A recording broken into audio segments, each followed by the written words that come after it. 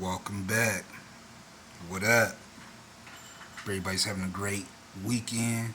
About to get these marinated for the Sunday dinner. First, gonna start it off with some orange, some oxtails, so 2 full oranges.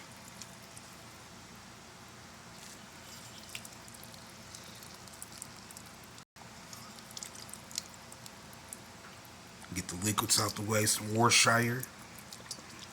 Slap those up. Beer, whatever you prefer. I don't know what kind you drink.